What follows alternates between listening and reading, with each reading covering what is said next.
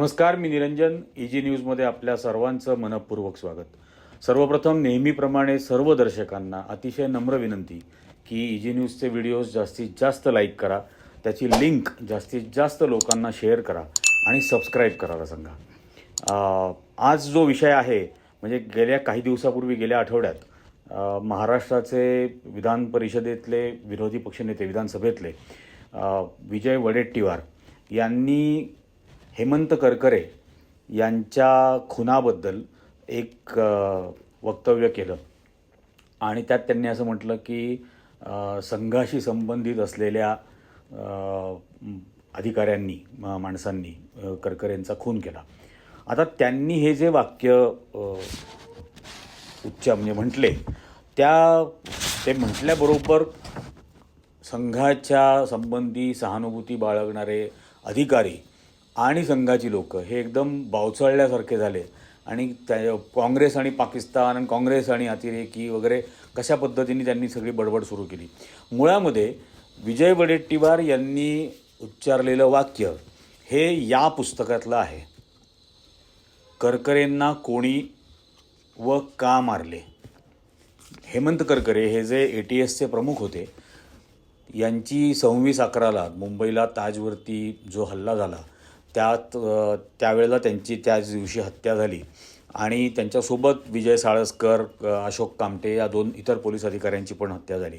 पण करकरेंची हत्या कोणी केली, का केली याबद्दल SM मुश्रीफ हे माजी पोलीस महानिरीक्षक होते.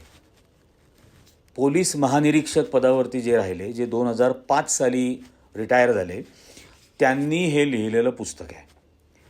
याच्या आधी त्यांनी हू किल्ड करकरे नावाचं एक मोठं पुस्तक लिहिलं. याच्या व्यतिरिक्तसुद्धा न्यायव्यवस्था का अपयशी ठरली, व्हाय ज्युडिशियरी ऑल्सो फेल्ड, असंही त्यांनी एक पुस्तक लिहिलं 26/11च्याच बद्दल. आणि त्याच्या संदर्भातले त्यांना मिळालेले सर्व पुरावे त्यांनी या 3ही पुस्तकांमध्ये दिलेले आहेत. आता त्या पुस्तकांच्या आधारे ज्यावेळेला त्यांनी हे लिहिलं, आता या पुस्तकाच्या 10 वेगवेगळ्या भाषांमध्ये आवृत्त्या झाल्या, भाषांतरं झाली. त्याची 10 पेक्षा जास्त आवृत्त्या त्याच्या प्रकाशित झाल्या. हे पुस्तक जवळजवळ 2009-2010 पासून ओरिजिनल हू किल्ड करकरे हे बाजारामध्ये आहे. म्हणजे आज गेली 10 वर्ष जे पुस्तक बाजारामध्ये आहे, ज्यात त्यांनी थेट आरोप केलेले आहेत, नावं घेऊन आरोप केलेले आहेत, संस्थांची नावं घेऊन, म्हणजे इंटेलिजन्स ब्युरो असेल, मुंबई पोलीसमधले अधिकारी असतील, यांची नावं घेऊन. याच्या व्यतिरिक्त अशोक कामटे हे जे एक शहीद त्या 26/11च्या हल्ल्यात झाले, त्यांच्या पत्नीनं विनीता कामटे यांनी टू द लास्ट बुलेट या नावाचं एक पुस्तक लिहिलं. त्यातही त्यांनी पोलीस खात्याकडूनच माहितीच्या अधिकारामध्ये मागितलेल्या रेकॉर्डच्या आधारावरती त्यांनी ते पुस्तक लिहिलं आणि त्यातही त्यांनी अक्षम्य दिरंगाई आणि दुर्लक्ष केल्याबद्दल त्यावेळेला आरोप केला. आता असं झालेलं आहे की आता हे राजकीय वर्तुळामध्ये ज्यावेळेला याची चर्चा सुरू झाली, ज्यावेळेला काँग्रेस पक्षाच्या एका अत्यंत महत्त्वाच्या पदावर असलेल्या जबाबदार नेत्यांनी ज्यावेळेला हे आरोप केले, त्यावेळेला या सगळ्या यंत्रणांमध्ये त्याचं भय पसरलं. भय का पसरलं याचं पहिलं कारण, केंद्रामध्ये 100% यावेळेला सत्ता बदल होणार, सरकार बदलणार, इंडिया आघाडीचं सरकार येणार ह्याची खात्री असल्यामुळे. आणि मग ते सरकार आल्यानंतर याच राजकीय पक्षातल्या प्रमुख नेत्यांनी जर का असे उघडपणाने हे आरोप केले, जे 10 वर्षापासून पुस्तकाच्या रूपाने ऑलरेडी पब्लिक डोमेनमध्ये आहेत, या पुस्तकामधल्या एकाही ओळीवरती आजपर्यंत देशभरातल्या एकाही व्यक्तींनी, एकाही अधिकाऱ्यांनी, एकाही सरकारी संस्थेनी आक्षेप घेतलेला नाही, याचिका केलेली नाही, कोर्टामध्ये मागणी केलेली नाही की या पुस्तकावर बंदी आणा, काहीच केलेलं नाही. सगळ्यांनी हे स्वीकारलं आहे. आता फक्त हे पॉलिटिकल डोमेनमध्ये येत आहे. आणि मग सत्ता बदलानंतर याचा जर का तपास नवीन सरकारने लावला तर काय होईल अशी घाबरगुंडी उडाल्यामुळे याच्यावरती कांगावा करायला सुरुवात केली आहे. आता काँग्रेस आणि पाकिस्तान, बरं नुसते अधिकारीच नाही, नरेंद्र मोदी या संपूर्ण निवडणुकीच्या प्रचारादरम्यान अत्यंत बेजबाबदार, अत्यंत धादांत खोटारडी अशी विधानं करत सुटलेले आहेत. म्हणजे त्यांच्या खोट्या विधानांचा जर का हिशोब ठेवला गेला असता तर त्यांनी डोनाल्ड ट्रम्पला पहिल्या 5 वर्षातच मागं टाकलं असतं. आता तर खूप पुढे गेलेलं आहे या नंतरच्या 5 वर्षात. पण हे जे काही काँग्रेस पाकिस्तान आणि काँग्रेस पाकिस्तान की मुरीद है असं त्यांनी वाक्य वापरलं. म्हणून काही गोष्टी मुद्दाम पहिल्यांदा सांगतो की 1948चं पाकिस्तानच्या कबाल्यांनी केलेला काश्मीरमधला हल्ला असेल तो त्यावेळच्या काँग्रेस सरकारने परतावून लावला. काश्मीर भारतामध्ये विलीन करून घेतला त्यावेळेला. त्याच्यानंतर 65चं पाकिस्तान विरुद्धचं झालेलं युद्ध हेही काँग्रेसचंच त्यावेळेला लाल बहादूर शास्त्रींचं सरकार होतं ज्यांनी संपूर्णपणे पाकिस्तानचा त्या ह्याच्यात पराभव केला.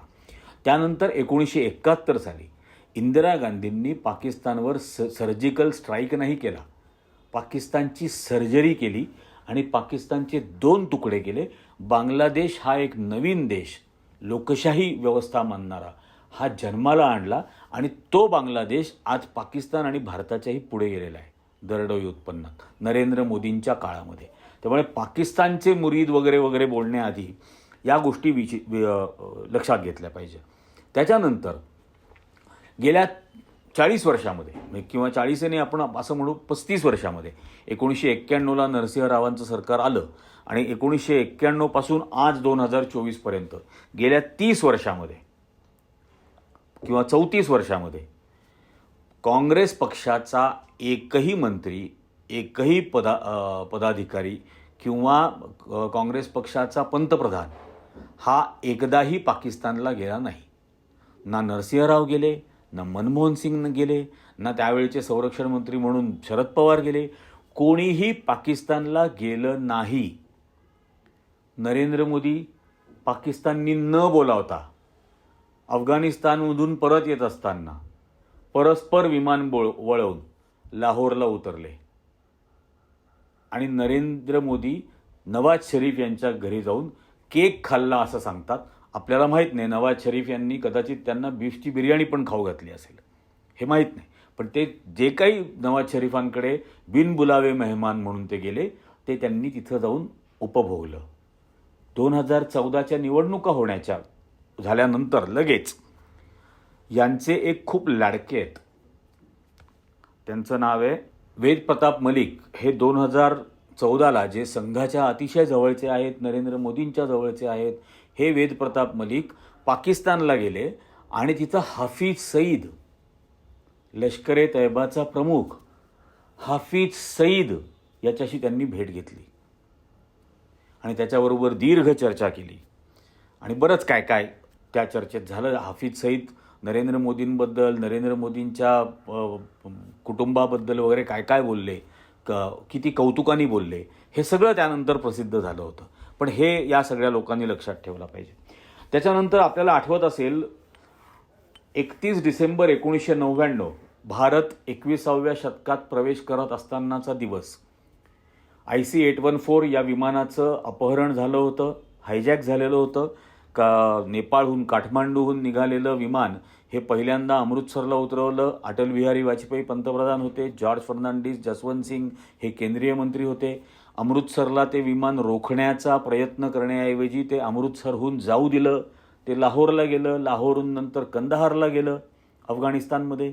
तिथं तालिबाननी त्याला घेरलं आणि त्याच्या बदल्यात, त्या हायजॅकिंगच्या बदल्यात, IC-814 मधले प्रवासी सोडवण्याच्या बदल्यामध्ये भारत सरकारनी जे अतिरेकी सोडले, जैश ए मोहम्मदचे प्रमुख अझर मसूद, त्यांनी नंतर सुटकानंतर लगेच जैश ए मोहम्मद स्थापन केली, ते अझर मसूद आणि इतर 4 अतिरेक्यांना घेऊन भारतीय जनता पक्षाचे केंद्रीय मंत्री जसवंत सिंग आणि आत्ताचे त्यांचे लाडके गावठी जेम्स बॉन्ड अजित डोवल हे या अझर मसूदला सुरक्षितपणे तिकडे घेऊन गेले कंदहारला तालिबानच्या ताब्यामध्ये त्यांना हँडओव्हर करण्यासाठी.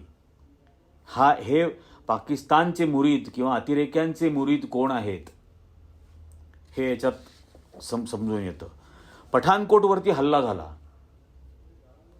पठाणकोटच्या एअरबेसवरती प्रचंड मोठा हल्ला झाला. 3-4 दिवस तो चालला. 3-4 दिवस चालल्यानंतर भारताने पाकिस्तानच्या नावाने आरोप करायला सुरुवात केली. भारताने नरेंद्र मोदींनी पठाणकोटच्या हल्ल्याचा तपास करण्यासाठी ISIला बोलावलं भारतात. पाकिस्तानच्या गुप्तहेर संघटनेला भारतामध्ये येऊ दिलं. 26/11चा सुद्धा हल्ला झाला काँग्रेसच्या काळामध्ये. ISIला त्याचा तपास नाही करू दिला. भारताच्याच यंत्रणांनी त्याचा तपास केला. पण या नरेंद्र मोदींनी, या भारतीय जनता पक्षाने ISIला निमंत्रण देऊन भारतात बोलावलं. हे मुरीद हा जो शब्द वापरला त्याच्यासाठी. आता दुसरा भाग,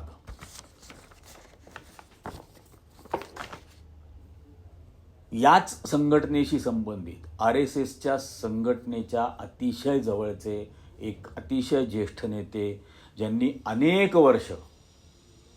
वर्ष ज्यांनी वनवासी कल्याण आश्रमाचं एक महत्त्वाचं पद उपभोगलं, ज्यांनी नाशिक जिल्ह्याच्या जवळच असलेल्या डांगमध्ये शबरी मठ सुरू केला, जिथं त्यांनी शबरी कुंभ घेतला 2006ला, ज्याला नरेंद्र मोदींनी सुद्धा हजेरी लावली. नंतर असीमानंदांच्या चौकशीमध्ये आणि त्यांनी दिलेल्या मुलाखतींमध्ये, कॅरेव्हॅन मॅगझिनला दिलेल्या मुलाखतींमध्ये असीमानंदांनी हे कबूल केलं की मोहन भागवत आणि इंद्रेश कुमार पण आले आणि त्यांच्याबरोबर झालेल्या गुप्त बैठकांमध्ये असीमानंदांनी भारतामध्ये या हिंदुत्ववादी संघटनांच्या मार्फत, यांच्या माणसांच्या मार्फत भारतामधल्या वेगवेगळ्या ठिकाणी, मग ते हैदराबाद असेल, ते समझोता एक्सप्रेस असेल, ते मालेगाव असेल, त्याच्यानंतर मक्का मस्जिद असेल, अजमेर शरीफ, या सर्व ठिकाणी बॉम्बस्फोट करण्याचे कट रचले. हे असीमानंदांची एक दीर्घ मुलाखत कॅरेव्हॅन मॅगझिननी घेतली. त्यांनी अंडर सेक्शन 164 कन्फेशनल स्टेटमेंटही दिलं होतं. त्यानंतर प्रज्ञासिंग ठाकूर, ज्यांना भारताने म्हणजे भारतीय जनता पक्षाने खासदार बनवलं, त्याच्या व्यतिरिक्त दयाशंकर पांडे, जो स्वयंघोषित शंकराचार्य होता, शारदा पीठ असं त्यांनी जाहीर करून टाकलं होतं तिथला, काश्मीरमधल्या, तो, लेफ्टनंट कर्नल प्रसाद पुरोहित, त्याच्यानंतर समीर कुलकर्णी, हे सगळे संघाशी संबंधित असलेली माणसं, रामजी कालसांगरा, संदीप डांगे, सुनील जोशी, भरत चेतेश्वर, अशी अनेक जणं या बॉम्बस्फोटांमध्ये, मग ते मालेगावचा बॉम्बस्फोट असेल, तो अजमेर शरीफचा असेल, तो समझोता एक्सप्रेस असेल, आलोक शर्मा, हे सगळे जण संघाशी संबंधित असलेले हे भारतामध्येच कसे बॉम्बस्फोट करत होते आणि भारतामधल्याच निष्पाप निरपराध लोकांच्या हत्या करत होते, हेही समोर आलं. आजही प्रज्ञासिंग ठाकूर ही निर्दोष सुटलेली नाही आहे. तिला बेल दिलेला आहे मुंबई हायकोर्टाने आणि जामिनावर आहे. तर हे लक्षात ठेवलं पाहिजे की या सगळ्या दहशतवादी कृत्यांमध्ये कसा संबंध होता या सगळ्यांचाच. याच्या व्यतिरिक्त हे जे गावठी जेम्स बॉन्ड आहे अजित डोवाल, यांचा मुलगा, ज्यांनी केमन आयलँड्समध्ये, म्हणजे ज्याच्याबद्दल असं म्हटलं जातं की अत्यंत संशयास्पद लोकांचा संशयास्पद काळा पैसा हा केमन आयलँड्सच्या मार्फत गुंतवला जातो, वेगवेगळ्या ठिकाणी फिरवला जातो. तिथं विवेक डोवल, या गावठी जेम्स बॉन्डचा मुलगा, याची तिथं अकाउंट्स आहेत, यांनी तिथं कंपन्या बनवलेल्या आहेत. आणि मग भारतामध्ये शौर्य डोवल, ज्या शौर्य डोवलचा पार्टनर पाकिस्तानचा नागरिक आहे. अजित डोवल, गावठी जेम्स बॉन्डचा मुलगा शौर्य डोवल, याचा पाकिस्तानी पार्टनर आहे. त्यात या सगळ्या इन्व्हेस्टमेंट कशा गुंतलेल्या आहेत याच्यावरती पण डिटेल्ड रिपोर्ट आहेत. हा जो सगळा भक्ताडांचा निर्बुद्ध लो IQ बुलडोझरचा संप्रदाय आहे RSSचा, यांनी थोडंसं गुगल करून माहिती घ्यावी की काय काय यांच्या लिंक्स आहेत, काय काय यांचे संबंध आहेत. आत्तासुद्धा या निवडणुकांच्या दरम्यान भारतीय जनता पक्षाच्या पदाधिकाऱ्यांच्या आणि कार्यकर्त्यांच्या घरामध्ये बॉम्ब सापडलेले आहेत. याच निवडणुकीच्या दरम्यान 2024च्या. त्यामुळे विजय वडेट्टीवार यांनी एका पुस्तकातल्या माहितीच्या आधारे केलेल्या आरोपांवरून हे जो सगळा कांगावा चाललेला आहे, हा धादांत खोटा कांगावा आहे. त्याच्यामागे फक्त भय आहे की सत्ता बदल झाली तर या सगळ्या अतिरेकी कृत्यांबद्दल, या सगळ्या देशद्रोही कृत्यांबद्दल काय होईल या भीतीपोटी हा सगळा कांगावा वडेट्टीवार यांच्या अवतीभोवती उभा केला जातोय. हेच आजच्या या निमित्ताने सांगायचं आहे. याबद्दलचे डिटेल पुरावे गुगलवरती आहे, डिटेल माहिती, रिपोर्ट्स, मुलाखती, व्हिडिओज हे सगळं उपलब्ध आहे. हे मालेगाव ब्लास्टच्या बद्दलचे ज्यावेळेला 34 व्हिडिओज दयानंद पांडेच्या लॅपटॉपवर, स्वयंघोषित शंकराचार्याच्या लॅपटॉपवर रेकॉर्ड केलेले मिळाले, त्याच्या ट्रान्स्क्रिप्ट्स आहेत अवेलेबल. त्या ट्रान्स्क्रिप्ट्समध्ये हे क्लिअर कट आहे की हेच लेफ्टनंट कर्नल प्रसाद पुरोहित असं त्या इतर आरोपींच्या बैठकीमध्येच म्हणतात की ISIनी इंद्रेश कुमारला काही 24 कोटी रुपये दिले आणि ते इंद्रेश कुमार आणि मोहन भागवत यांनी खाल्ले. त्याच्यावर संघाचे पुण्यामधले एक आपटे नावाचे खूप वयोवृद्ध नेते होते, ते त्याच्यावरती असं म्हणाले की हो मला हे माहिती आहे आणि हा हिंदू द्रोह केलेला आहे आणि या हिंदू द्रोहाची शिक्षा दिली गेली पाहिजे. कोणाला? भागवतांना, असं त्या ट्रान्स्क्रिप्टमध्ये म्हटलेलं आहे. तर हे सगळं पुन्हा बाहेर येईल, निःसंशयपणे बाहेर येईल हे सरकार बदल झाले तर. पण देशद्रोही कृत्य करणाऱ्या देशातल्याच निष्पाप माणसांची, लोकांची, धर्माच्या आधारावरती हत्या करायला निघालेल्या या सर्व लोकांना दंडित केलं जाईल येणाऱ्या काळामध्ये. पण म्हणून हा अख्खा कांगावा उभा केला जातोय वडेट्टीवार यांच्या बाबतीमध्ये. पण त्यांनी जे वाक्य उच्चारलेलं आहे ते या आणि अशा आणखीन 2 पुस्तकांच्या आधारावरती, हू किल्ड करकरे हे एक पुस्तक आणि व्हाय ज्युडिशियरी ऑल्सो फेल्ड या SM मुश्रीफ यांनी लिहिलेल्या पुस्तकावरती, जी पुस्तकं 10 वर्षापासून बाजारात आहेत, जी 10 भाषांमध्ये भाषांतरित झालेली आहेत, ज्याच्या 10-15पेक्षा जास्त आवृत्त्या निघालेल्या आहेत.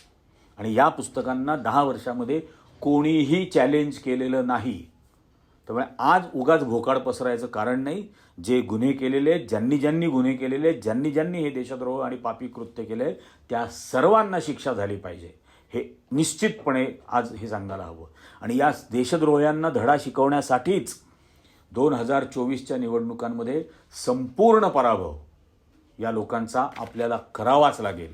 आणि पुन्हा अशी देशद्रोही कृत्य होणार नाहीत, करायची हिंमत होणार नाही, यासाठी या सर्व संबंधितांना शिक्षा करावी लागेल.